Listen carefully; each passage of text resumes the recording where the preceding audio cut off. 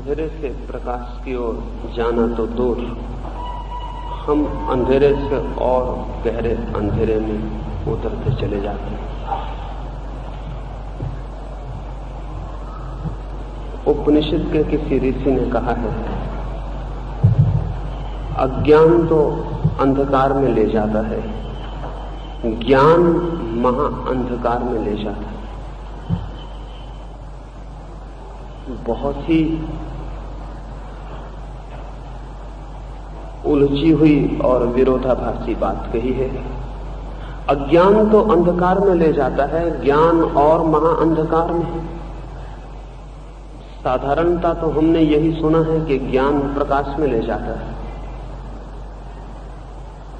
निश्चित ही जो ज्ञान अंधकार में ले जाता होगा वो ज्ञान और ही तरह का ज्ञान होगा।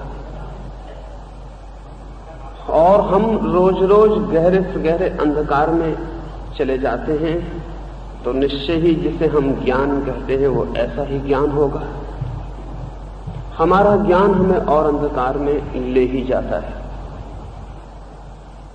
क्योंकि हमारा ज्ञान हमारे भीतर से नहीं आता, हमारे बाहर से इकट्ठा होता है और सिर्फ हमारे अहंकार को मजबूत कर जाता है। मैं जानता हूं ये अहंकार जिसके भीतर भी घनीभूत हो गया वो फिर प्रकाश की यात्राएं नहीं कर पाता।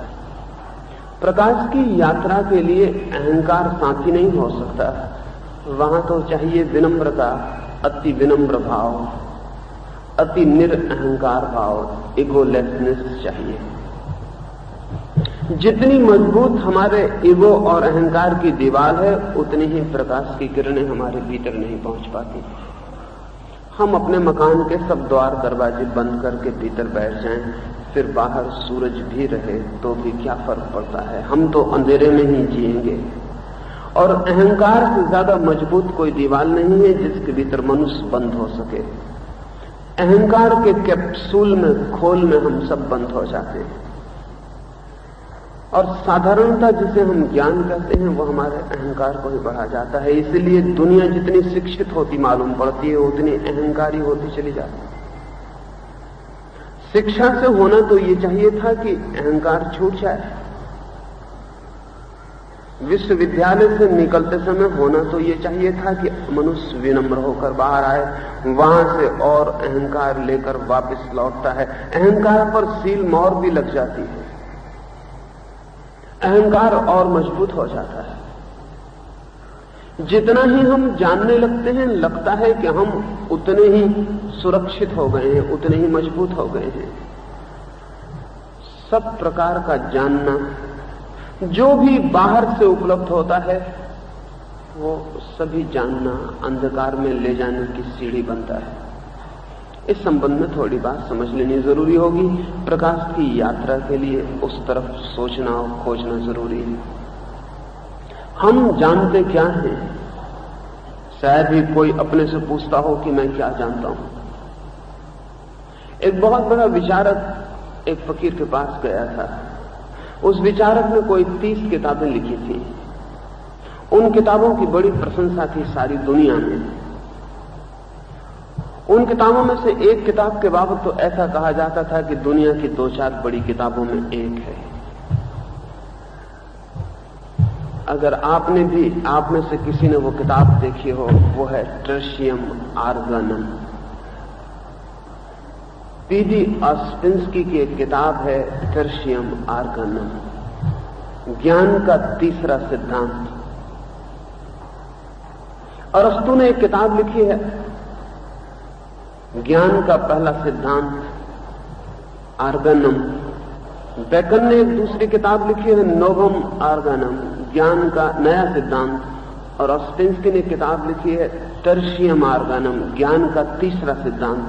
और ये तीनों किताबें बहुत अद्भुत हैं। ये ऑस्पेंस्की इस किताब को लिखने के बाद एक बिल्कुल अपरिचित, अनजान, जिसे कोई नहीं जानता, ऐसे एक फकीर गुरजीएफ के पास मिलने गया था, ज्ञान से भरा हुआ, इस ख्याल से भरा हुआ कि न केवल मैं जानता हूं बल्कि मैं जानता हूं इसे दूसरे लोग भी जानते हैं।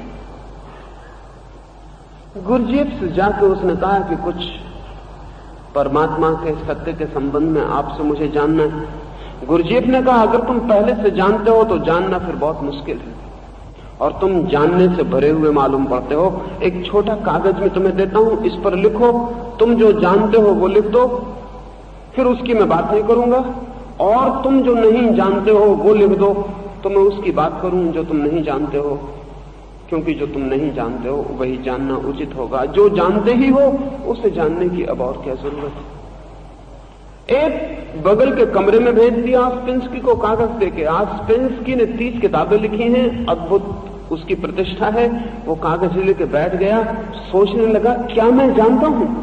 ईश्वर को मैं जानता हूं, ईश्वर के संबंध में हजारों प्रश्न मैंने लिखे, लेकिन जानता हूं? तो भीतर से उत्तर नहीं आया कि जानता हूं, भीतर से उत्तर आया, क्या परिचय है हमारा ईश्वर से? ईश्वर है भी या नहीं ये भी पता नहीं है। आत्मा को जानता हूं, स्वयं को जानता हूं, भीतर से कोई उत्तर नहीं आया जानने का। आस्पेंस्की हैरान हुआ, जिंदगी भर यही ख्याल था कि मैं बहुत जानता हूं। कोरा कागज लाके उस फकीर को वापस दे दिया और कहा, क्षमा करें, मैं तो कुछ भी नहीं जानता हूं। उस फकीर ने नीचे से ऊपर तक देखा और उसने कहा, अब जानने की यात्रा हो सकती। इतनी विनम्रता से यात्रा शुरू होगी। लेकिन हमने कभी अपने से नहीं पूछा होगा किसी एकांत में कि मैं जानता क्या हूं। हम एक दूसरे से विवाद भी कर लेते हैं कि मैं जो जानता हूं वो ठीक है, लेकिन अपने से हमने कभी कोई विवाद नहीं किया है कि मैं जो जानता हूं वो जानता भी हूं। ठीक और गलत होना तो बहुत दूर की बात है। जिस क्षण व्यक्ति को पता चलता है कि मैं जो भी जानता हूं सब उधार, बासा, मरा हुआ, मेरा अपना कोई जीवंत अनुभव नहीं है, उसी दिन एक क्रांति उसके जीवन में शुरू हो जाती है। अपने अज्ञान का बोध, अपने इग्नोरेंस का बोध। सोक्रेटिस कहता था, मैंने ऐसे लोग देखे जिनके ज्ञान को इग्नोरेंट नॉलेज कहा जा सकता है। इग्नोरेंट नॉलेज बड़े उल्टे शब्द हैं। अज्ञानपूर्ण ज्ञान, क्या मतलब इसका? इसका मतलब है कि जो हैं तो अज्ञान में, लेकिन जिन्हें यह ख्याल है कि हम जानते हैं। और सोक्रेटिस कहता था, मैंने ऐसे लोग भी देखे जिनको ज्ञान को या जिनके अज्ञान को नोइंग इग्नोरेंस कहा जा सकता है, जानता हुआ अज्ञान, जो ये जानते हैं कि मैं नहीं जानता हूं। इससे बड़ी बात जिंदगी में दूसरी नहीं है जानने की कि जीवन के परम सत्यों के संबंध में हमें कुछ भी पता नहीं। लेकिन कैसे माने? हमने किताबें पढ़ी हैं, हमने गुरुजनों से सुना है, हमने ऋषियों, मुनियों, महात्माओं की वाणी याद की है, हमें बहुत कुछ पता है। हम कैसे माने कि हम नहीं जानते? हमें ईश्वर के संबंध में करीब करीब जो भी कहा गया है सब पता है, लेकिन ईश्वर के संबंध में जो भी कहा गया है सब इकट्ठा कर लो तो भी ईश्वर का कण भर अनुभव उस कहे हुए से नहीं निकलता है। और ईश्वर के संबंध में जो भी लिखा गया है सब इकट्ठा कर लो और सबका निचोड़ निकाल लो तो भी ईश्वर के अनुभव की एक झलक उससे नहीं मिलती। जैसे कोई किताब खोले और किताब में लिखा हो घोड़ा और किताब पे सवार हो जाए और घोड़े को हाँकने लगे तो हम उसे पागल कहेंगे। किताब में सिर्फ शब्द है, घोड़ा नहीं। शास्त्रों में भी सिर्फ शब्द है, परमात्मा नहीं। लेकिन किताब के घोड़े से कोई धोखे में नहीं आता और कभी घोड़े पे सवारी नहीं करता, लेकिन किताब के परमात्मा से बहुत लोग धोखे में आ जाते हैं और किताब के परमात्मा से प्रार्थना करने लगते हैं। किताब के घोड़े पे चढ़ना और किताब के परमात्मा से बात करना बिल्कुल बराबर है, एक सा पागलपन है। लेकिन घोड़े पे आप चढ़िएगा तो पकड़ जाएंगे, घर के लोग पागलखाने ले जाएंगे, और किताब के परमात्मा से प्रार्थना करिए तो घर के लोग भी आपके पैर जोड़ेंगे, पास पड़ोस के लोगों में खबर हो जाएगी आदमी धार्मिक है। किताब के परमात्मा से क्या संबंध है सत्य का? किताब में तो सिर्फ अक्षर लिखे हैं, स्याही के धब्बों से ज्यादा नहीं। उनसे क्या मिलेगा? हां, शब्द मिल सकता है, परमात्मा शब्द मिल सकता है। और रोज रोज पढ़ने से परमात्मा शब्द भीतर गहरे बैठ सकता है, और आप और हम ये भूल जा सकते हैं कि ये सिर्फ शब्द है और अनुभव हमारे भीतर कहीं भी नहीं। और कई वर्षों के निरंतर याद करने से विस्मरण हो जाएगा कि मैं नहीं जानता था, और भ्रम हो जाएगा कि मैं जानता हूं। मनुष्य का ज्ञान शब्दों पर खड़ा हुआ है, सत्यों पर नहीं। इसलिए मनुष्य का ज्ञान भी अज्ञान में ही ले जाता है, अंधकार में। हमारा सारा ज्ञान शब्दों पर खड़ा हुआ है। शब्द पर खड़े हुए ज्ञान का क्या अर्थ हो सकता है? अनुभव पर ज्ञान खड़ा हो तो ही ज्ञान है। शब्द पर खड़ा हुआ ज्ञान सिर्फ धोखा है, डिसेप्शन है, और खतरनाक महंगा धोखा है, एकदम महंगा धोखा है। इतना महंगा धोखा दुनिया में दूसरा कोई भी नहीं। एक छोटे से बच्चे को हम बचपन से सिखाना शुरू कर देते हैं। मैं छोटा था, मेरी पहली जो स्मृति है वो यही है कि मुझे मंदिर में ले जाया गया। मुझे वहां सिर्फ पत्थर की मूर्तियां दिखाई पड़ रही थी, और मुझे कहा गया कि ये भगवान। मैं नहीं मान सका इस बात को, कभी भी नहीं मान सका, तो भगवान की खोज करनी जरूरी हो गई। फिर भगवान क्या है? मान लेता तो मर जाता है, वे मूर्तियां ही भगवान हो जाती हैं और खोज समाप्त हो जाती। बहुत लोगों ने मान लिया है और रुक गए। मैं नहीं समझ सका कि इन मूर्तियों में भगवान कहां है। रात के अंधेरे में जाके उन मूर्तियों को हिला डुला के और पैर की लात मार के भी देखा, उनसे कोई पता नहीं चला कि वो पत्थर से ज्यादा है। लेकिन घर के लोग, पड़ोस के लोग सभी कहे जाते रहे कि वो भगवान है, पैर पड़ो। घर के लोगों के डर से हाथ भी जोड़ता था, लेकिन वे हाथ झूठे थे। वो भीतर जानता था किसको हाथ जोड़ रहा हूं, बहुत मजाक मालूम पड़ता था। लेकिन सौभाग्य था कि मान नहीं सका कि वहां भगवान है। तो भगवान की खोज जरूरी हो गई, और जो लोग मान लेते हैं मूर्तियों में, शब्दों में, पत्थरों में, सिखाई हुई बातों में, उनकी खोज वहीं बंद हो जाती है। हम हर बच्चे की खोज बंद करने की कोशिश करते हैं। समाज बहुत दुश्मन है। समाज की सारी व्यवस्था सत्य के विपरीत है। हम हर बच्चे की सत्य की खोज बंद कर देना चाहते हैं, सब द्वार दरवाजे बंद कर देना चाहते हैं। हम उसे राजी कर लेना चाहते हैं कि तुम ये मानो और ये ठीक। और बच्चा अबोध है, वो सोचता है कि जो बड़े हैं वो जानते होंगे। उसे पता नहीं कि छोटे का ज्ञान छोटा है, बड़े का ज्ञान और बड़ा हो गया है, और कोई फर्क नहीं पड़ा है। उम्र के बढ़ने से ज्ञान तो बढ़ता नहीं। हाँ, उम्र के बढ़ने से आदमी ज्यादा भयभीत हो जाता है, और भयभीत आदमी अज्ञान को ही ज्ञान मान के रुक जाता है। हम एक एक बच्चे को सिखा देते हैं, सब जो उसे जानना चाहिए वो हम सिखा देते हैं, और सिखा देने की वजह से वो जानने की दिशा में कभी कदम नहीं उठाता। अगर हम कहीं एक स्कूल खोल लें और वहां लोगों को प्रेम करना सिखाएं, बच्चों को, छोटे बच्चों को प्रेम करना सिखा दें, और उन्हें प्रेम का एक एक गेस्चर, और प्रेम के समय कैसी आंख करनी चाहिए और कैसे शब्द बोलने चाहिए, कैसे किसी को गले लगा लेना चाहिए और कैसे किसी का चुंबन ले लेना चाहिए, सब सिखा दें। बच्चों को प्रेम के संबंध में सारी कला सिखा दें, एक्टिंग सिखा दें। फिर ध्यान रहे, ये बच्चे कभी प्रेम नहीं कर पाएंगे, ये एक्टिंग ही करते रहेंगे, क्योंकि एक्टिंग से ही काम चल जाएगा। और ध्यान रहे, एक्टिंग असलियत से अक्सर ज्यादा कुशल होती है, क्योंकि झूठी होती है। झूठ के साथ कुशलता पैदा करनी बहुत आसान है, क्योंकि झूठ को जैसा चाहो वैसा मोड़ा जा सकता है। सत्य मुड़ता नहीं, आपको ही मुड़ना पड़ता है। सत्य के साथ आप कुछ नहीं कर सकते, सत्य ही आपके साथ करता है। झूठ के साथ आप कुछ भी कर सकते हैं। झूठ में कला प्रविष्ट हो सकती है।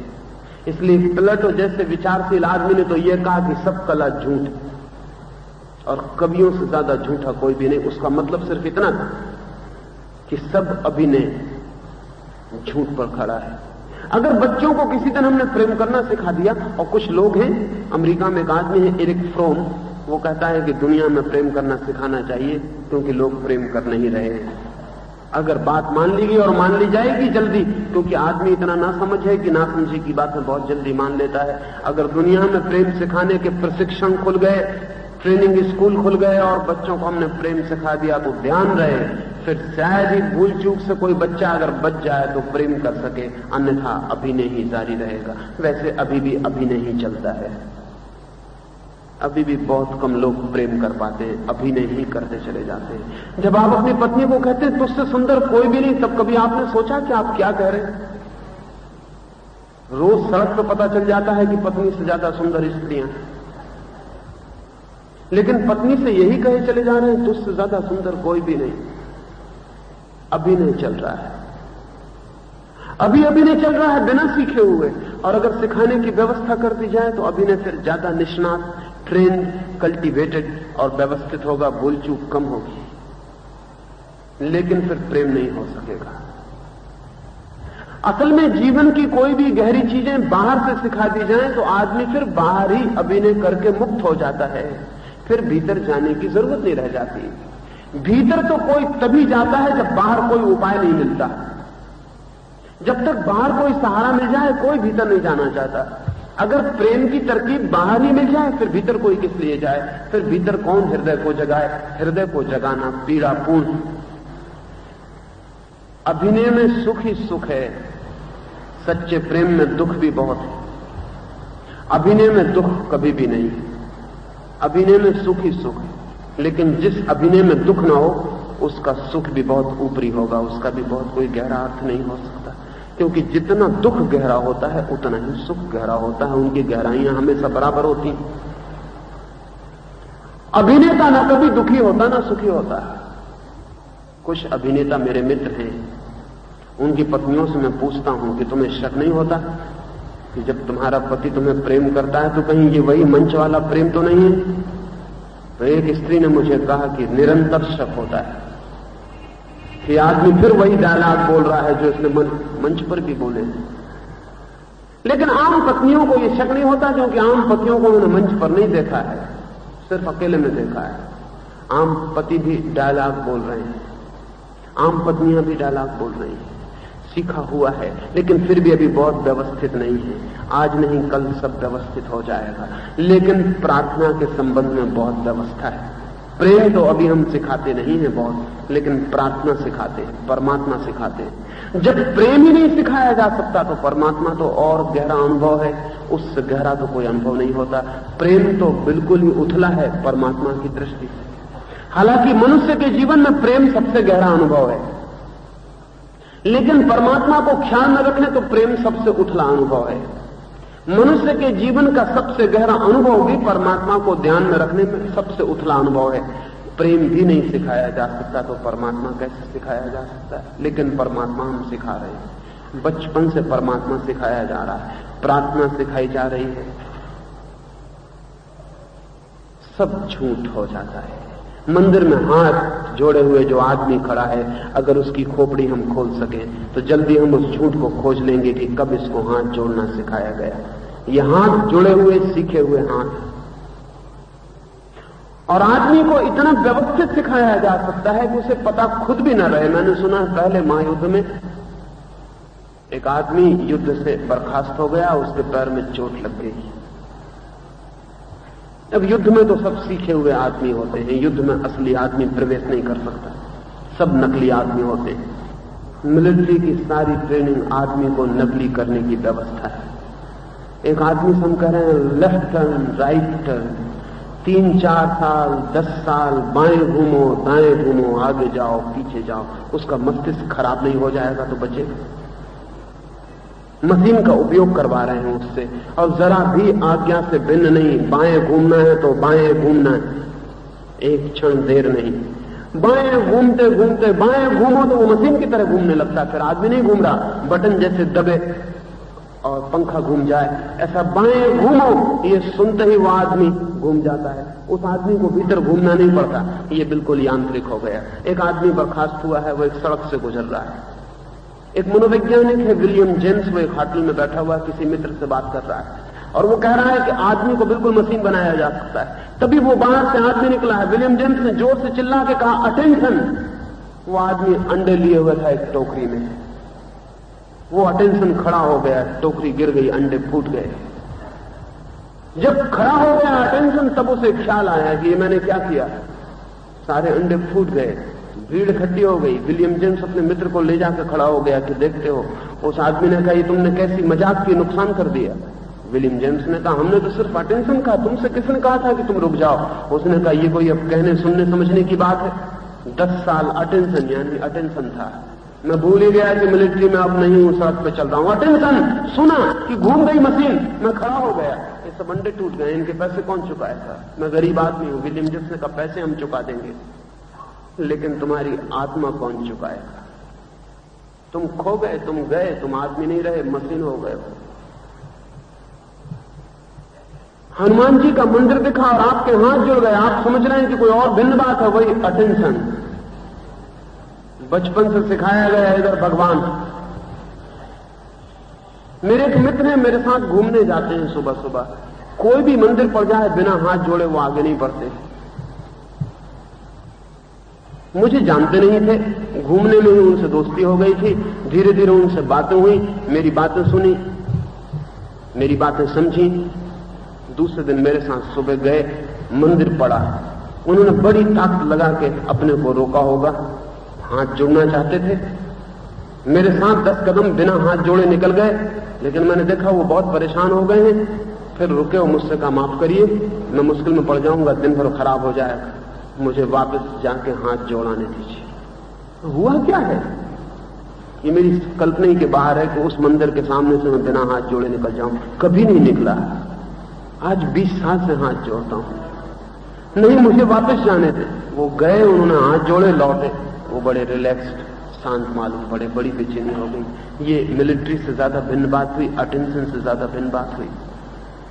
हम भी जिन मंदिरों में हाथ जोड़ रहे हैं, जिन मस्जिदों में कवायद कर रहे हैं, जिन गिरजों में हाथ उठा के भगवान को पुकार रहे हैं, हमारी ये पुकार, हमारी ये प्रार्थनाएं, हमारी ये कवायदें, ये नमाजें सिखाई हुई हैं या हमारे प्राणों से कहीं इनका कोई संबंध है?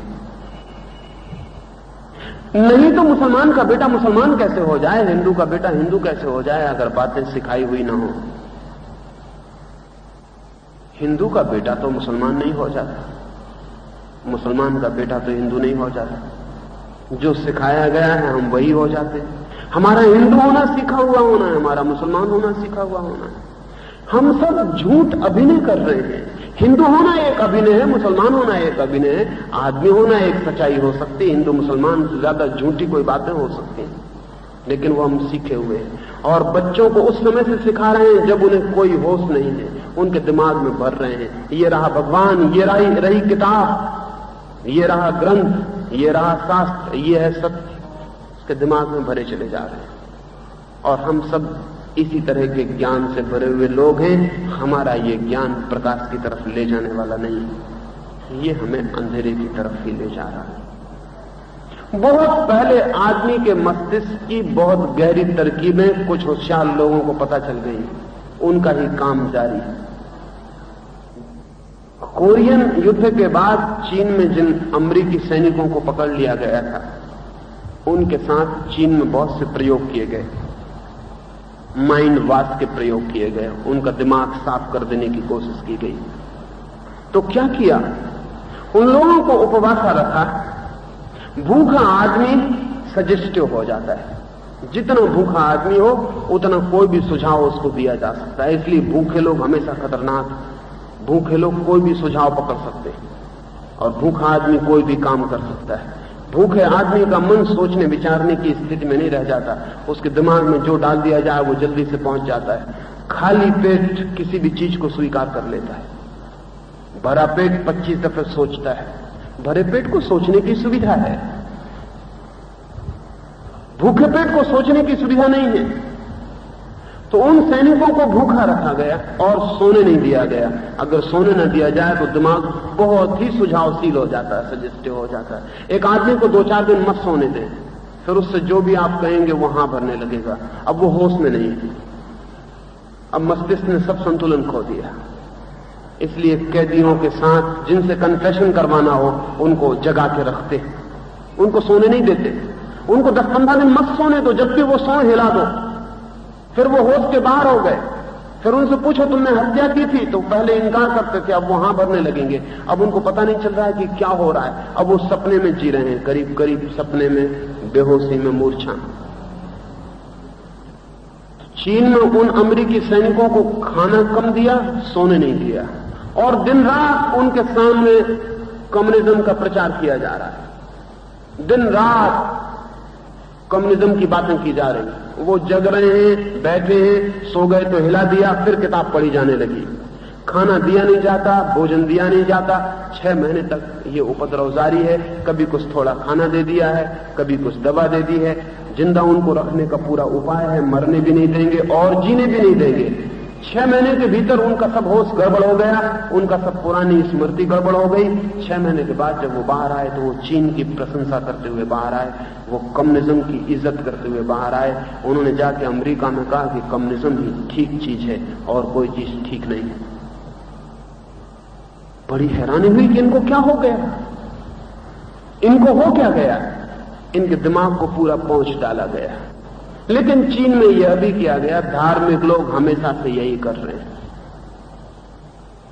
बच्चों के साथ माइंड वॉश किया जा रहा है, और मां बाप ने जितना अनाचार बच्चों के साथ किया है और किसी ने कभी किसी दूसरे के साथ नहीं किया।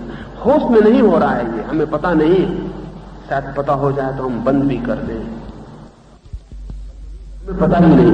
हिंदू बाप बेटे को हिंदू बनाने की पूरी कोशिश में है, मुसलमान बाप मुसलमान बनाने की कोशिश में। इस कोशिश का क्या मतलब है कि हिंदुस्तान और पाकिस्तान पुनरुक्त होते रहेंगे? इस कोशिश का क्या मतलब है कि हिंदू मुस्लिम दंगे जारी रहेंगे? इस कोशिश का क्या मतलब है कि हत्या जारी रहेगी, आदमी आदमी लड़ता रहेगा? इस कोशिश का यही मतलब है, लेकिन कोशिश जारी रहेगी। और कोशिश क्या है? एक निर्बोध क्लीन स्लेट बच्चा पैदा हुआ है जिसकी तख्ती पर भी कुछ भी नहीं लिखा गया है। मां बाप जो भी लिख देंगे वो उस तख्ती पे पकड़ जाएगा, और मां बाप बहुत जल्दी में है कि कुछ लिख दें कि कोई और ना लिख दे कुछ। धार्मिक लोग बड़े डरे रहते हैं। हिंदुओं की किताबों में लिखा है, पुरानी किताबों में, कि अगर जैन मंदिर के सामने से निकलते हो और पागल हाथी आ जाए तो उस पागल हाथी के पैर के नीचे दब के मर जाना, लेकिन जैन मंदिर में शरण मत लेना। बचने की उम्मीद हो तो भी भीतर मत जाना। क्यों? क्योंकि कहीं जैन धर्म की कोई बात कान में न पड़ जाए।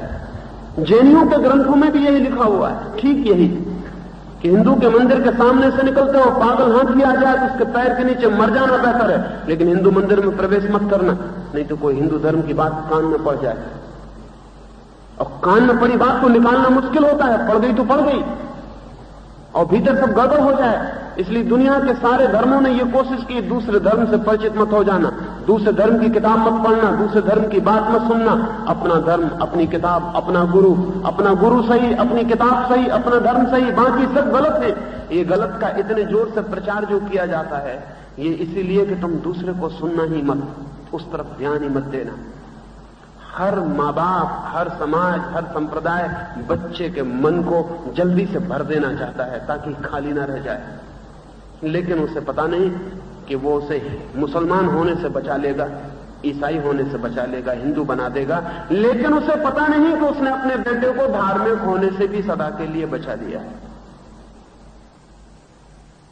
मुसलमान अपने बेटे को हिंदू होने से बचा लेगा, ईसाई होने से बचा लेगा, लेकिन उसे पता नहीं कि उसने अपने बेटे को सदा के लिए धार्मिक होने से भी बचा लिया। क्योंकि धार्मिक होने के लिए खोज चाहिए थी, वो खोज अब नहीं होगी। इसका मन भर गया, इस भ्रम से भर गया कि अब मैं जानता हूं कौन है भगवान, क्या है भगवान। इसके प्रश्न सब मर गए, इसकी जिज्ञासा मार डाली गई, इसको ज्ञान दे दिया गया। ध्यान रहे, 2 तरह के ज्ञान हैं, एक ज्ञान जो जिज्ञासा और खोज के बाद उपलब्ध होता है, वो प्रकाश में ले जाता है, और एक ज्ञान जो जिज्ञासा और प्रश्नों की हत्या करके पकड़ लिया जाता है, वो अंधकार में ले जाता है, वो प्रकाश में नहीं ले जाता। हमारे पास कैसा ज्ञान है? हमारे पास जो ज्ञान है वो हमने खोज से पाया, पूछ के, प्रश्न करके, जिज्ञासा करके, संदेह करके। हमने उसे खोजने के लिए कोई श्रम किया है, कोई ऊहापोह किया है, कोई चिंतना की है, कोई मनन किया? नहीं। हमने उसे पाने के लिए जितना मनन हो सकता था, चिंतन हो सकता था, उसकी सब संभावनाएं तोड़ दी हैं। प्रश्न हो सकते थे, उनकी जड़ काट दी है। जिज्ञासा हो सकती थी, उसको मार डाला है और ज्ञान प्राप्त कर लिया है। जिज्ञासा की हत्या पर जो ज्ञान खड़ा है वो अंधकार में ले जाने वाला ज्ञान है। वो ज्ञान कभी भी प्रकाश में नहीं ले जा सकता। और हम सबके पास ऐसा ही ज्ञान। हमने कभी पूछा है गहरे मन से कि ईश्वर है?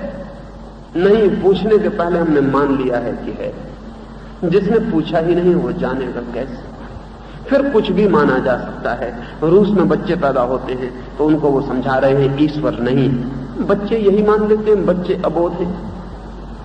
और रूस में 20 करोड़ की संख्या में अधिकतम लोग यही मानते हैं, न कोई ईश्वर है, न कोई मोक्ष है, न कोई आत्मा है।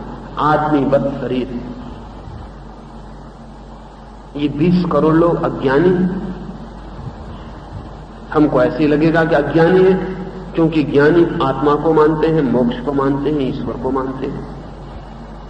लेकिन हम अपने से पूछें कि हम में उनमें फर्क क्या है? उनके बच्चों की स्लेट पे लिखा जा रहा है ईश्वर नहीं है, बच्चे वो दोहरा रहे हैं। हमारे बच्चों की स्लेट पे लिखा जा रहा है ईश्वर है, बच्चे वो दोहरा रहे हैं। दोनों के बच्चे दोहरा रहे हैं, दोनों के बच्चे नहीं जान रहे। फर्क क्या है? इससे क्या फर्क पड़ता है कि आप क्या दोहरा रहे हैं? तोता ये कहे कि ईश्वर है या तोता ये कहे कि ईश्वर नहीं है, क्या फर्क पड़ता है? सिर्फ इतना ही पता चलता है कि एक तोते का मालिक कहता है ईश्वर है और दूसरे तोते का मालिक कहता है कि ईश्वर नहीं है। और तो कोई पता नहीं चलता। दोनों तोते हैं और दोनों मालिक की बातें दोहरा रहे हैं। उनका अपने पास कुछ भी नहीं है। आदमियत को हमने तोतों की हालत में डाल दिया है। एक एक आदमी को तोता बना दिया है। लेकिन दुख होता है मन को, इसलिए हम कभी फिक्र भी नहीं करते कि हम तोते तो नहीं हैं। हम कहीं प्रोपेगेंडा के शिकार तो नहीं है, विक्टिम तो नहीं है। हम सब शिकार हैं। हमारा सारा ज्ञान प्रोपेगेंडा से आया हुआ है। हमारा ज्ञान और कहीं से नहीं आया हुआ। एक के आसपास हिंदू प्रोपेगेंडा चल रहा है, वो हिंदू हो गया। एक के पास मुसलमान प्रोपेगेंडा चल रहा है, वो मुसलमान हो गया। एक के पास कम्युनिस्ट प्रोपेगेंडा चलेगा, वो कम्युनिस्ट हो जाएगा। नास्तिक का चलेगा, नास्तिक होगा। आस्तिक का चलेगा, आस्तिक हो जाएगा। सारी मनुष्यता प्रोपेगेंडे से गिरी है, प्रचार से। प्रचार ज्ञान नहीं बन सकता। प्रचार डाला हुआ ज्ञान है और डालने की तरकीबें जाहिर हो गई हैं और डाली जा रही हैं। सब तरफ से तरकीबें की जा रही हैं डालने की। आदमी के भीतर बाहर से ज्ञान डालने की कोशिशें चल रही हैं। और अब तो हमें और भी अच्छे उपाय मिल गए हैं।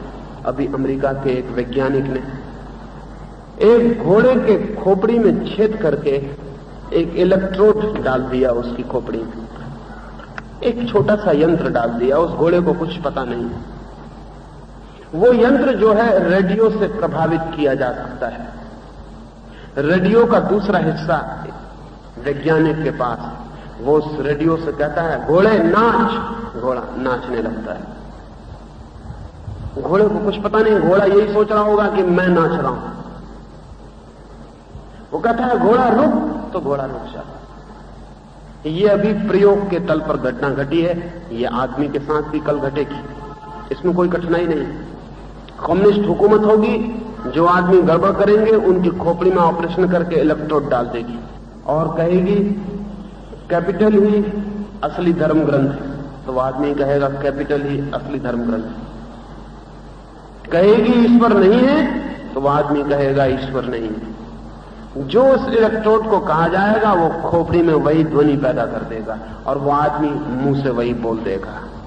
ये इलेक्ट्रोड नई तरकीब है। पुरानी तरकीब लंबी थी। 15-20 साल खोपड़ी पर बच्चे के भरो कि कुरान ही सत्य है, बाइबल ही सत्य है, गीता ही सत्य है। 20-30 साल लग जाते थे, तब कहीं उसकी खोपड़ी दोहराती थी। अब हमने नई तरकीब निकाल ली। वो बैलगाड़ी का रास्ता था, ये जेट प्लेन का रास्ता है। इलेक्ट्रोड डाल देंगे, जो चाहेंगे वो उससे कहलवा लेंगे। आदमी बड़ा निरीह हो जाएगा। आदमी अभी भी निरीह रहा है। आदमी बहुत हेल्पलेस। प्रोपेगेंडा खतरनाक है। वो चारों तरफ से आदमी को जकड़ने की कोशिश करता है और मन का नियम है कि उस पर दोहराए चले जाओ एक बात, तो कितनी देर मन विरोध करेगा। मन धीरे धीरे धीरे धीरे उब जाता है और स्वीकार कर लेता है। हमें पता नहीं।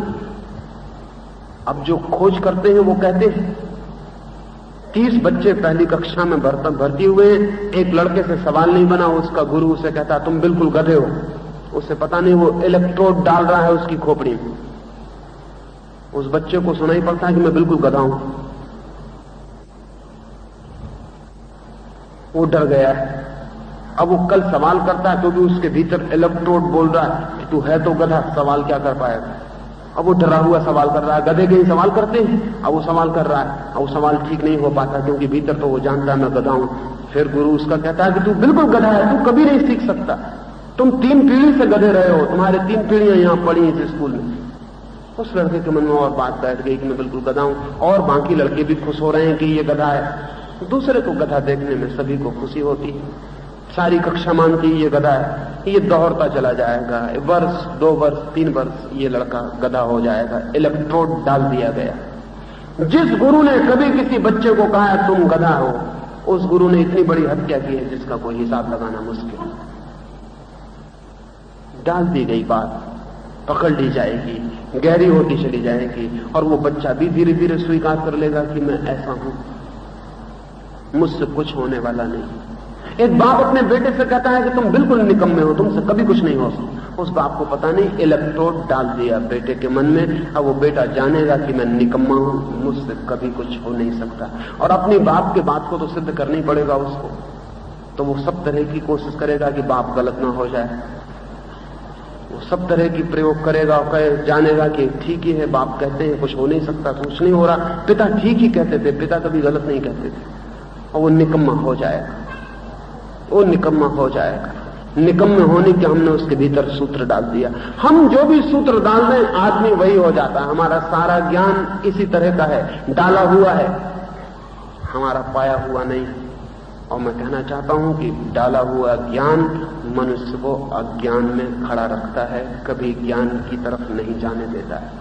हमें डाले हुए ज्ञान से मुक्त होना पड़ेगा। जो आदमी डाले हुए ज्ञान से मुक्त होता है वो अपने आदमी होने की घोषणा करता है। वो ये कहता है मैं मशीन नहीं हूं, मैं तोता नहीं हूं, मुझे सिखाओ मत, मैं खोजना चाहूंगा, मैं जानना चाहूंगा, मैं खुद ही खोजना और जानना चाहता हूं। कृष्ण को कोई विशेष हक नहीं है कि वो खुद जाने, महावीर को कोई विशेष हक नहीं है कि वो खुद जाने। मुझे भी उतना ही हक है कि मैं जानूं, क्योंकि जब जानूंगा तभी मेरी आंखें प्रकाश से भरेंगी, जब जानूंगा तभी मेरे प्राण नाचेंगे, जब जानूंगा तभी मैं रूपांतरित होऊंगा। दुनिया में सब आदमियों को खुद जानने का हक है, लेकिन नहीं, ये नहीं हुआ अब तक। अब तक अधिक लोगों को दूसरे लोग जना रहे हैं, कोई किसी को जानने नहीं दे रहा है। और हम सब उसी ज्ञान से भरे हुए हैं जो दूसरे हम में डाल देते हैं। ये अचेतन हो गया, हमें पता ही नहीं कब से ज्ञान हम में डाला जा रहा है। बच्चा पैदा हुआ और ज्ञान डालना शुरू हो जाता है। बच्चा पैदा हुआ, उस नासमझ बच्चे के पास भी राम के गीत गाए जा रहे हैं और मोहम्मद की प्रशंसा की जा रही है। उसके मन में पकड़ी जा रही हैं बातें, पकड़ी जा रही हैं बातें। अब हमारी समझ में यह आना शुरू हुआ है कि हर आदमी का मन सिखाया हुआ मन है, किसी आदमी के पास अपना मन नहीं है। और अपना मन न हो तो हम क्या हैं? हमसे ज्यादा निर्धन कोई भी नहीं हो सकता। माइंड भी बारोट, मन भी उधार, तो फिर हम क्या हैं? हमारी आत्मा क्या है? हमारा होना क्या है? जो सिखा दिया जाए वही आदमी सीख लेता है। खतरनाक से खतरनाक बातें सिखाई जा सकती हैं। हिटलर ने अपने मुल्क को सिखा दिया कि यहूदियों को मारे बिना जर्मनी का कोई उद्धार नहीं। अब बेचारे यहूदियों का कोई संबंध नहीं जर्मनी के उद्धार और अनुद्धार से। पहले तो लोग हंसे, यहूदियों ने कहा क्या पागलपन की बात, दूसरों ने भी कहा क्या पागलपन की बात है। लेकिन हिटलर होशियार है, ज्यादा जानता है उनसे। वो कहता है फिक्र मत करो, दोहराए चले जाओ। जो आज कह रहे हैं पागल, वो कल कहेंगे ठीक। हिटलर दोहराए चला गया, चला गया, चला गया। 5-7 साल के भीतर जो कहते थे पागल, वो भी दोहराने लगे कि सब यहूदियों की ही गड़बड़। सब अखबार यही कहते हैं, सब रेडियो यही कहता है, तो आदमी कब तक बचेगा? एक एक आदमी क्या करेगा? वो भी कहने लगा सब यहूदियों की गड़बड़, यहूदियों को मारना जरूरी। फिर हिटलर ने यहूदी मारने शुरू किए। अकेले एक आदमी ने 1 करोड़ यहूदियों की हत्या की। और हम हैरान हैं कि इतना बड़ा विचारशील मुल्क, जर्मनी जैसा विचारशील मुल्क, हिटलर की इस बेवकूफी में राजी कैसे हो गया? इलेक्ट्रोड डाल दिया खोपड़ी में, वो राजी हो गए। फिर जर्मनी बहुत दूर है, उसे छोड़ दें। हमने हिंदुस्तान और पाकिस्तान के नाम पर जो किया वो क्या था? कुछ नेता चिल्लाए चले गए कि हिंदू मुसलमान दुश्मन, सम्मिलित था और रामलीला मुसलमान भी देखता था, कोई सवाल न था, कोई झगड़ा न था। लेकिन ऊपर से लोग चिल्लाए चले गए हिंदू मुसलमान दुश्मन है। कुछ लोग चिल्लाए चले गए नहीं, दुश्मन नहीं है, भाई भाई है। हालांकि ध्यान रहे, जब भी भाई भाई का सवाल उठता तब दुश्मनी स्वीकृत हो चुकी होती, नहीं तो कोई भाई भाई नहीं कहता। अगर कभी मुझे आपसे आके कहना पड़े कि हम दोनों बिल्कुल भाई भाई हैं, पक्का मानिए भाई भाई है, तो समझना चाहिए झगड़ा शुरू हो चुका है। नहीं तो भाई भाई दोहराना नहीं पड़ता, भाई भाई होना काफी है, दोहराने की जरूरत तब पड़ती है जब दुश्मनी साफ होने लगे। जिससे हमारी दुश्मनी होने लगती है उससे हम कहते हैं कि हम बिल्कुल भाई भाई हैं, हम तो बिल्कुल सगे भाई हैं। ये कहने की जरूरत दुश्मनी के बाद पैदा होती। कुछ लोग चिल्लाते गए दुश्मन है, कुछ लोग कहते गए भाई भाई हैं, दोनों एक ही सिक्के के दो पहलू हैं, कोई फर्क नहीं। मुल्क के मन में बैठता चला गया। पहले मुल्क हंसा पाकिस्तान की बात सुन के कि पाकिस्तान, मुसलमान भी हंसे, लेकिन फिर धीरे धीरे चिन्ह दोहराए चला गया, पाकिस्तान पाकिस्तान पाकिस्तान। धीरे धीरे वो मन में बैठता चला गया, वो धीरे धीरे पकड़ता चला गया। उसने मुसलमानों को पकड़ लिया कि पाकिस्तान होना ही, उसने हिंदुओं को भी पकड़ लिया कि पाकिस्तान नहीं होने देंगे। लेकिन पाकिस्तान एक सच्चाई बन गया। हिंदुस्तान को अखंड रखेंगे, हिंदू ने कहा। अखंड रखने की आवाज में खंडित हो जाने का डर पूरी तरह प्रविष्ट हो गया। तोड़ देंगे हिंदुस्तान को, उसमें भी बात पूरी प्रविष्ट हो गई। फिर टूटना जरूरी हो गया, वो टूट गया। ये टूटना कैसे हुआ? इलेक्ट्रोड तोते बना दिया हिंदुस्तान के लोगों को, उनके दिमाग में बात बिठा दी, और फिर हम समझते हैं बहुत अच्छा हो गया। फिर हम समझते हैं कि बिल्कुल जरूरी था, लेकिन कुछ भी जरूरी नहीं था। दुनिया में मनुष्यता के बीच सब खंड हमें तोतों की तरह सिखा के पैदा किए गए। कोई आदमी किसी दूसरे आदमी से भिन्न नहीं। न चमड़ी का रंग अलग करता है, न देश की हवाएं अलग करती हैं, न पहाड़ों की सीमाएं अलग करती हैं, न समुद्रों की दूरियां अलग करती हैं। मनुष्यता एक है, लेकिन मनुष्यता एक बिल्कुल नहीं मालूम पड़ती। हजार हजार टुकड़ों में टूटी हुई वो टुकड़े हमें सिखाए गए। धर्म एक है, धर्म दो हो नहीं सकते, लेकिन हजार हजार धर्म वो हमें सिखाए गए। इन सिखाए हुए धर्मों, सिखाए हुए देशों, सिखाई हुई जातियों और सिखाए हुए ज्ञान से छुटकारा कैसे हो? बस एक ही रास्ता है। अगर हमें ये ख्याल हो जाए कि ये सिखाया हुआ है, हम पूरे कॉन्शियस हो जाएं कि ये सिखाया हुआ है, मैं तोता बनाया गया हूं, बस काम शुरू हो जाएगा, बगावत शुरू हो जाएगी। फिर आप सिखाई हुई बात को दोहराना बंद करेंगे। आप कहेंगे ये मैं नहीं दोहराऊंगा। कौन कहता है कि मैं मुसलमान हूं? कौन कहता है मैं हिंदू हूं? मुझे पता नहीं। और जब तक परमात्मा नहीं मिलता मैं पूछूं भी किससे कि मैं कौन बताने वाला हो सकता है? परमात्मा कभी मिलेगा तो पूछ लूंगा, तूने मुझे हिंदू बनाया या मुसलमान बनाया? तूने मुझे भारतीय बनाया कि चीनी बनाया? तूने मुझे क्या बनाया? शूद्र बनाया कि ब्राह्मण बनाया? ये भगवान के सिवाय और किससे पूछा जा सकता? उससे पूछ लेंगे जब मिलेगा। लेकिन हम आदमी से पूछ के और आदमी से सीख के चुप बैठ गए। हमारा सारा ज्ञान ऐसा है। जीवन के परम सत्यों के संबंध में हमने कुछ बातें सीख ली हैं और दोहराए चले जा रहे हैं। क्या हम इन्हीं बातों को दोहराते दोहराते कभी सत्य तक पहुंच जाएंगे? कुछ लोग कहते हैं कि असत्य को दोहराते रहो तो धीरे धीरे सत्य हो जाता है। हिटलर कहता है अपनी आत्मकथा में कि घबराओ मत, बस असत्य को दोहराते रहो, सत्य हो जाएगा।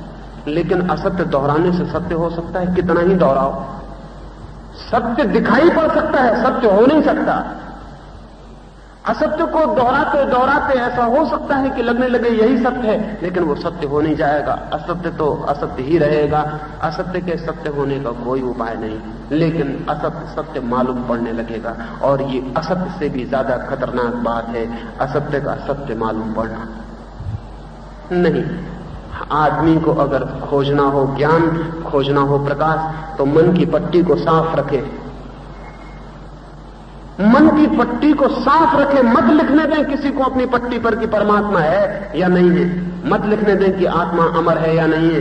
कहें कि मैं नहीं जानता हूं और मैं जानने के लिए उत्सुक हूं, लेकिन सीखने की मेरी कोई इच्छा नहीं, क्योंकि सीखने से कभी जानना नहीं हो सकता। रमन के पास कोई आया और कहने लगा मैं सीखना चाहता हूं धर्म। रमन ने कहा सीखना चाहते हो, पागल हो गए हो, किसी ने कभी धर्म सीखा है? तो उसने कहा फिर मैं क्या करूं? तो रमन ने कहा सीखो मत, लर्निंग की जरूरत नहीं, अनलर्न करो, अनसीखा करो, जो सीखा है वो भी छोड़ दो, खाली होके आ जाओ। उस आदमी ने कहा ये तो मुश्किल है, जो मैं सीखा हूं आप और कुछ सिखा दो, उसमें जोड़ सकता हूं, एडिशन कर सकता हूं, सरल वही है, आप मुझे कुछ और बता दें तो मैं उसको भी जोड़ लूंगा। रमन ने कहा जोड़ने का सवाल नहीं है, क्योंकि गलत में सिर्फ गलत ही जोड़ सकता है, गलत में सही नहीं जोड़ सकता।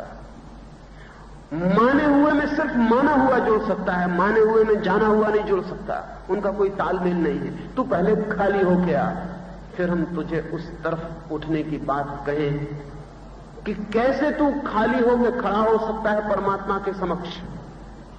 सीखी हुई बातों को छोड़ा, किसने कहा तुझसे कि ईश्वर है? हो सकता है हो सकता है ना हो। बुद्ध एक गांव में प्रवेश किए, सुबह ही सुबह है, अभी एक आदमी मिला है दरवाजे पर गांव के, और उसने पूछा है ईश्वर है? मैं आस्तिक हूं। बुद्ध ने कहा ईश्वर बिल्कुल नहीं है। तुझसे किसने कहा पागल कि ईश्वर है? तू कैसे आस्तिक बन गया? तू किसकी बातों में आ गया? ईश्वर तो है ही नहीं, मैंने खोज लिया, कहीं भी नहीं है, सब कुछ है, ईश्वर भर नहीं है। वो आदमी झाड़ के नीचे अवाक खड़ा रह गया। उसने सोचा था बुद्ध से सहायता ले लेगा, अपनी मान्यता को और मजबूत कर लेगा, बुद्ध कहेंगे है तो फिर अपनी आस्था और मजबूत हो जाएगी। पता तो नहीं है कि है, मानते हैं कि है, बुद्ध जैसा प्रमाणिक आदमी कह देगा है तो हम और जोर से मान लेंगे कि है। इसीलिए आया था। गुरुओं के पास लोग इसलिए जाते हैं अपना अज्ञान और मजबूत करने के लिए, कि वो गुरु भी कह दें कि तुम जो मानते हो बिल्कुल ठीक है। किताब पढ़ते हैं कि किताब कह दे कि तुम जो मानते हो बिल्कुल ठीक है, और जहां कोई कहे नहीं ये ठीक नहीं है, फिर वहां जाने की हिम्मत नहीं जुटा पाते। जहां कोई ज्ञान छीन ले वहां कोई नहीं जाता, जहां ज्ञान मिलता हो वहां लोग जाते। और मैं मानता हूं जो ज्ञान छीन ले वो आपका मित्र है, जो ज्ञान दे दे वो आपका दुश्मन है, क्योंकि ज्ञान दिया ही नहीं जा सकता, दिया हुआ ज्ञान झूठा हो जाता। बुद्ध ने कहा नहीं है ईश्वर। वो आदमी झाड़ के नीचे खड़ा रह गया। बुद्ध हंसते हुए आगे बढ़ गए। बुद्ध के साथ एक भिक्षु है आनंद, वो बड़ा हैरान हो गया। बुद्ध ने कह दिया बिल्कुल नहीं है, रात पूछ लूंगा एकांत में। दोपहर को एक आदमी और आया उस गांव में। उस आदमी ने कहा मैं नास्तिक हूं, मैं ईश्वर को बिल्कुल नहीं मानता हूं, आपका क्या ख्याल? वो आदमी भी उसी इच्छा से आया है जिस इच्छा से सुबह वाला आदमी आया था। अलग अलग बातें हैं, इच्छा एक ही है। बातों में भ्रम में नहीं पड़ना चाहिए, बातें अलग हो सकती हैं, सवाल इच्छा का है। वो आया है जानने की। बुद्धि भी कह दें कि ईश्वर नहीं है तो मैं निश्चिंत हो जाऊं, वो भी परेशान है। विश्वास करने वाला कभी निश्चिंत नहीं हो पाता, क्योंकि उधार ज्ञान कैसे निश्चिंत करेगा? तो डर बना ही रहता है कि पता नहीं गलत ना हो तो और पक्का कर लें, और पक्का कर लें, और पक्का कर लें, गारंटी कहीं से कोई लिख के दे दे तो ठीक हो जाए। बुद्ध से उसने कहा मैं नास्तिक हूं, ईश्वर को नहीं मानता, आप क्या कहते हैं? बुद्ध ने कहा ईश्वर नहीं मानते, पागल हो गए हो? किसने तुमसे कहा ईश्वर को मत मानो? ईश्वर है, मैंने बहुत खोजा, ईश्वर के सिवाय और कुछ भी नहीं पाया। अब तो आनंद बहुत परेशान हो गया। सुबह इस आदमी ने क्या कहा, दोपहर क्या कह रहा है ये आदमी? ये बुद्ध को क्या हो गया? ये इतनी जल्दी बदल कैसे गए? सोचा रात जल्दी हो जाए, एकांत मिल जाए तो पूछ लूं। सांझ और मुश्किल हो गई। एक आदमी और आया, उसने बुद्ध से कहा कि मुझे कुछ भी पता नहीं, ईश्वर है या नहीं, मैं क्या करूं? तो बुद्ध ने कहा तुझे जो भी थोड़ा बहुत और पता हो वो और छोड़ दे। बिल्कुल ऐसा हो जा कि तुझे कुछ भी पता नहीं, खाली हो जा, फिर मुझसे पूछने मत आ, जो होगा वो तुझे पता चल जाएगा। तू खाली हो जा, फिर जो है वो तुझे दिखाई पड़ जाएगा। तू भरा रहे, फिर जो है वो तुझे दिखाई नहीं पड़ सकता। भरी हुई आंखें कुछ देख सकती हैं, खाली आंखें देख सकती हैं। भरे हुए दर्पण में तस्वीर बनेगी, खाली दर्पण में तस्वीर बन सकती है। तू खाली हो जा, तू दर्पण की तरह बिल्कुल खाली हो जा, तू भाग जा और मेरे पास आया तो ठीक है, और किसी के पास मत जाना, नहीं कोई तुझे भर दे। बचना, गुरुओं से बचना। गुरुओं से बचना बड़ा मुश्किल है, गुरु तलाश करते हुए घूमते हैं कि कहीं कोई फंस जाए तो जल्दी से उसकी गर्दन पकड़ ले। गुरु सब तरफ घूम रहे हैं कि कोई मिल जाए। बुद्ध ने कहा गुरुओं से बचना, जाना मत किसी के पास अब पूछने। अच्छा हुआ मेरे पास आया, क्योंकि मैं गुरु नहीं बनता, इसलिए तू बच गया, नहीं तो तुझे फांस लेता। तू बिल्कुल खाली हो जा। आनंद की तो मुश्किल बढ़ गई और तूफान चलने लगा, आंधी उठने लगी कि क्या मामला है, बुद्ध का मतलब क्या है। 3 उत्तर देते हैं एक ही दिन में। हमारा सबका ख्याल यह है कि जो आदमी जानता है वो बहुत कंसिस्टेंट होगा, वो वही उत्तर सुबह देगा, वही दोपहर, वही सांझ। ये गलत है। बुद्धुओं के सिवाय कंसिस्टेंट कोई भी नहीं होता, बुद्धिहीनों के सिवाय कंसिस्टेंट कोई भी नहीं होता। जितना बुद्धिमान आदमी है हर पल उसका उत्तर बदल जाएगा, क्योंकि सब बदल गया। वो आदमी बदल गया जिससे बात करनी है, वो घड़ी बदल गई, वो सवाल बदल गया, उसका उत्तर बदल जाएगा। सांझ रात सब चले गए हैं। आनंद ने बुद्ध के पैर पकड़ लिए और कहा मुझे मुश्किल में डाल दिया। 3 उत्तर एक ही दिन में, बिल्कुल उल्टे, बिल्कुल भिन्न। आप कहते क्या हैं, आप बिल्कुल असंगत मालूम पड़ते हैं। सुबह आपने कहा ईश्वर नहीं है, दोपहर कहा है, सांझ का कुछ भी मत मान, ना है ना है, खाली हो जा। मैं क्या करूं? बुद्ध ने कहा पागल, तुझे तो मैंने एक भी उत्तर न दिया था, तूने उत्तर क्यों लिया? तुझसे तो मैंने बात ही नहीं की थी, तेरा प्रश्न ही नहीं था, तो तूने उत्तर कैसे पकड़ा? जिनके प्रश्न थे उनको मैंने उत्तर दिए थे, बात खत्म हो गई। उस आनंद ने कहा और मुश्किल में मत डालो मुझे, क्योंकि मैं कोई बहरा नहीं हूं, मुझे उत्तर सुनाई पड़ गए। बुद्ध ने कहा जो दूसरों को दिए गए उत्तर सुनता है वो मुश्किल में पड़ ही जाएगा। अब इसमें मैं क्या कर सकता हूं? लेकिन तूने पूछा है तो मैं तुझे कहता हूं, मैंने दिन में एक ही काम किया, जो जहां था उसे वहां से हिलाया। मैंने कोई 3 अलग काम नहीं किए। जो जहां था उसे वहां से हिलाया। जो जिसने सीख रखा था वो उससे छीना, जो जिसने मान रखा था उस पर हथौड़ा मार दिया, जो जहां खड़ा था वहां से उसे धक्का दिया कि आगे बढ़। आस्तिक को कहा नहीं नहीं इतना काफी नहीं, नास्तिक को कहा पागल है, धक्के दिए उनको। और जो आदमी आया था जिसने कहा ना आस्तिक हूं ना नास्तिक, उसे कहा और भी बिल्कुल ख्याल ही छोड़ दे इन सब बातों का, बिल्कुल ही ख्याल छोड़ दे, आस्तिक नास्तिक होना ही नहीं है। हम सब भी कहीं कहीं जकड़ के खड़े हो गए। हिंदू को हिंदू धर्म से छुड़ाने की जरूरत है, मुसलमान को मुसलमान धर्म से छुड़ाने की जरूरत है, ईसाई को ईसाइयत से, जैन को जैन होने से, कम्युनिस्ट को कम्युनिस्ट होने से, नास्तिक को नास्तिक होने से। बड़ा उल्टा मामला है। छीनने वाले तो लोग हैं, लेकिन छीनने के पहले वो देना शुरू कर देते। मुसलमान भी हिंदू से हिंदू होना छुड़ाना चाहता है, हिंदू भी ईसाई को ईसाई होना छुड़ाना चाहता है, लेकिन इसलिए कि उसको हिंदू बना ले। मुसलमान हिंदू को हिंदू मिटाना चाहता है कि वो मुसलमान बना ले। छुड़ाने वाले लोग बहुत हैं, लेकिन कुछ देने की आकांक्षा पीछे है, और जो कुछ दे देता है छुड़ाने से कोई फर्क नहीं पड़ता। जैसे मरघट हम अर्थी ले जाते हैं, एक कंधे पे रखते, रास्ते में कंधा थक जाता है, फिर दूसरे कंधे पे रख लेते हैं, कंधा बदल जाता है, वजन उतना ही रहता है, कोई फर्क नहीं पड़ता। कुरान उतनी ही वजनी है जितनी गीता, और मस्जिद उतनी ही खतरनाक है जितना मंदिर, और बाइबल उतनी ही बांध सकती है जितनी रामायण। सवाल बाइबल गीता कुरान का नहीं है, सवाल बंधने का है। सवाल मंदिर और मस्जिद का नहीं है, सवाल इन्हीं दीवालों के भीतर खड़े हो जाने का है। कोई भी दीवाल काम दे देती है, इससे कोई फर्क नहीं पड़ता। सवाल नाम का नहीं है कि इस्लाम हो कि ईसाई हो कि हिंदू हो, कोई भी नाम आदमी को घेरे में खड़ा कर देता है। और सारी संप्रदाय और सारे संगठन मनुष्य को धार्मिक नहीं बनाना चाहते, सिर्फ उसे कुछ सिखाना चाहते हैं, और सिखाया हुआ आदमी तोता बन जाता है, आदमी भी नहीं रह जाता। धार्मिक होना तो बहुत दूर। मैं आपसे क्या कहना चाहता हूं आज की सुबह, कुछ आपको देना नहीं चाहता, क्योंकि देने की तो बात ही गलत है। आपसे कुछ छीन लेना चाहता हूं बिना शर्त। कुछ पीछे देने का सवाल नहीं है कि आप ये छोड़ दें और ये पकड़ लें, नहीं, पकड़ छोड़ दें, ये छोड़ दें और दूसरा पकड़ लें, पकड़ जारी रहेगी। नहीं, पकड़ छोड़ दें, पकड़े मत। और जो सीखा है सजग हो जाएं कि वो सीखा हुआ आपकी चेतना को विकसित नहीं होने दे रहा, कारागृह बन गया है। वो सीखा हुआ आपको तोता बना दिया है, मशीन बना दिया है, यंत्र बना दिया, हम सबको यंत्र बना दिया है।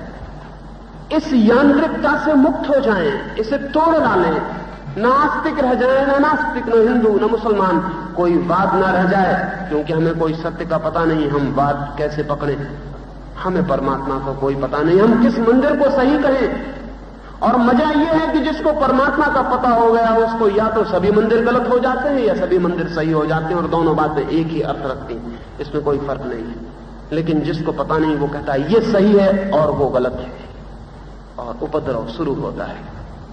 हम सब विश्वास से भरे हुए लोग, बिलीफ से भरे हुए लोग, आस्था से भरे हुए लोग अंधे हो जाते हैं। आस्था अंधा करती है। आस्था जिज्ञासा की हत्या है, मर्डर।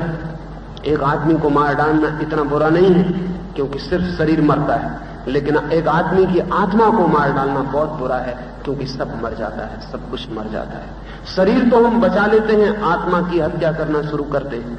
जैसे किसी आदमी को जन्म के साथ ही पैरालिसिस के इंजेक्शन लगाने शुरू कर दिए जाएं कि सारा शरीर पैरालाइज्ड हो जाए, तो बेचारा 20-25 वर्ष का होते होते किस हालत में पहुंच जाएगा। पड़ा रहेगा बिस्तर पर, हाथ पैर हिल नहीं सकेंगे क्योंकि सारा शरीर लकवा खा गया। इसी तरह हमारी आत्मा को जन्म के साथ ही पैरालाइज किया जा रहा है, लकवा मारा जा रहा है।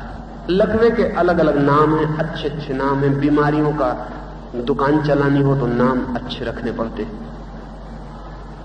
और अगर कारागृह में भी लोगों को निमंत्रण करना हो तो कृष्ण मंदिर नाम रख दो तो बहुत जचता है।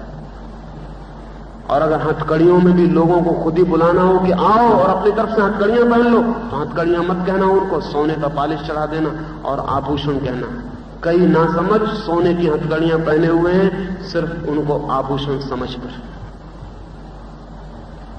आभूषण समझ में आ गया तो हथकड़ी आदमी पहन लेता है, और मंदिर ख्याल में आ जाए, सिर्फ दरवाजे पे लिखा हो मंदिर, तो जेल के भीतर प्रवेश कर जाता है।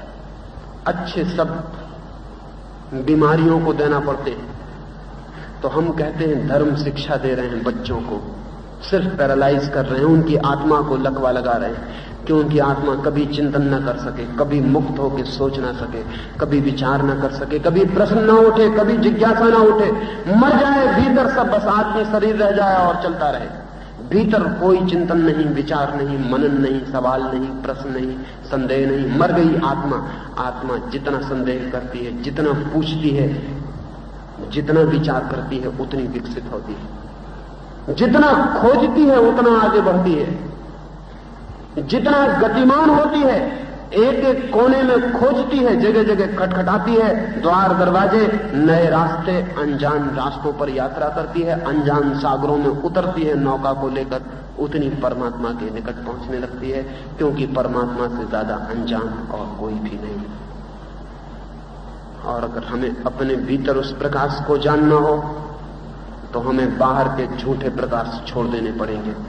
हमने बाहर ज्ञान के झूठे प्रकाश के स्तंभ बना लिए हैं और हम मान लिए हैं कि हम जान गए, सब ठीक हो गया, सब बात खत्म हो गई। मैंने सुना है एक जादूगर था, उस जादूगर के पास बहुत सी भेड़ें थी, उन भेड़ों को बेचने का ही वो काम करता था।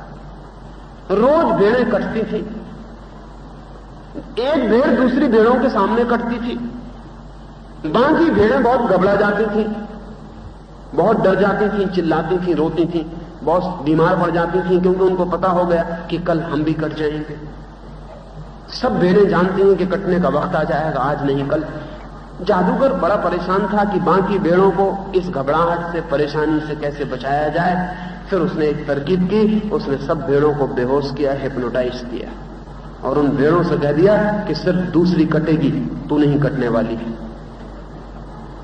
सब भेड़ों के कान में कह दिया बेहोश करके कि दूसरी भेड़ें कटती हैं, तू नहीं कटेगी, क्योंकि दूसरी भेड़ें हैं, तू तो सिंह है, तू भेड़ नहीं। सब भेड़ों को ख्याल आ गया कि वो तो सिंह है, भेड़ नहीं। फिर भेड़ें बड़ी मस्त रहने लगी। एक भेड़ कटती तो बाकी भेड़ समझती हैं कि वो भेड़ है इसलिए कट रही है, हम तो सिंह हैं, हमारे कटने का कोई सवाल ही नहीं। फिर भेड़ें बीमार पड़ना बंद हो गई। फिर एक भेड़ कटती, दूसरी भेड़ें नाचती रहती, घूमती रहती, फिर दूसरी भेड़ कटती, लेकिन हर भेड़ ये समझती कि वो भेड़ है, बाकी सब भेड़ है, मैं भरसी। वो जादूगर बड़ा निश्चिंत हो गया। भेड़ों ने भागना बंद कर दिया, वो जंगल में छिपना बंद कर दिया, भेड़ को कट के देखते उन्होंने दुख मनाना बंद कर दिया। जादूगर निश्चिंत हो गया। रोज भेड़ कटती रही, लेकिन भेड़ों का ये भ्रम, ये ख्याल कि हम सिंह हैं, सब भय से उन्हें मुक्त कर दिया। एक तरह वो निर्भय हो गई, मौत जारी रही। वो एक मूर्छा में पड़ गई, मौत जारी रही। वो बेहोशी में रही, मौत जारी रही। उनको जो ज्ञान दे दिया उसने कि तुम सिंह हो, वो खतरनाक हो गया। हम सब भी इसी तरह की भेड़ें हैं जिनको सिंह होने का ख्याल पैदा हो गया। रोज कोई मरता है, लेकिन हमको ये ख्याल नहीं आता कि मैं मरूंगा। हम समझते हैं वो मर गया, बेचारा। जो मर जाता है वो बेचारा हो जाता है, बहुत बुरा हुआ। हम इतने उससे मजे से ये बात करते हैं कि बहुत बुरा हुआ। ये सहानुभूति हम ऐसे रसपूर्ण ढंग से प्रकट करते हैं कि बहुत बुरा हुआ, कि ऐसा लगता है कि ये बुरा हम पर कभी होने को नहीं है।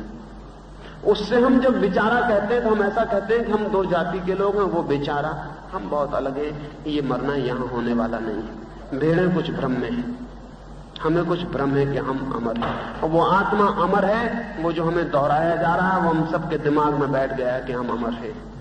इसलिए हम तो मरने वाले नहीं, दूसरे लोग मर जाते हैं। और हम सबके मन में बैठ गया कि सबके भीतर परमात्मा है, सब ब्रह्म स्वरूप है, बस तब ठीक है, तरफ कुछ करना नहीं है, न कुछ खोजना है, न कहीं जाना है, सब ब्रह्म है ही, सब ईश्वर है ही, तब और क्या करना है, अब और क्या खोजना है। ये ज्ञान बड़ा खतरनाक है। ये बातें सच हो सकती हैं, किसी दिन हम उस जगह पहुंच सकते हैं जहां हम जाने कि हम आत्मा हैं, लेकिन वहां हम अभी पहुंच नहीं गए। किसी दिन हम उस जगह खड़े हो सकते हैं जहां पता चले कि मैं परमात्मा के साथ एक हूं, लेकिन वहां हम अभी पहुंच नहीं गए। अभी ये उधार ज्ञान महंगा पड़ सकता है। तो आज की सुबह की इस चर्चा में आपसे कहना चाहता हूं, तोते मत बनना, और जो तोता बनाने की कोशिश करे उसे दुश्मन जानना, वो गुरु नहीं। और जिन मंदिरों में आदमी तोता बनाया जा रहा हो वो कारागृह है। मनुष्य की दास्ता के सबसे पुराने स्थान और दुकानें, दास्ता एक ही है, ज्ञान की दास्ता। ज्ञान के लिए गुलाम मत बनना, किसी के भी नहीं। ज्ञान के लिए मुक्त होने की कोशिश करनी जरूरी है, तो हम अंधकार से प्रकाश की यात्रा कर सकते हैं।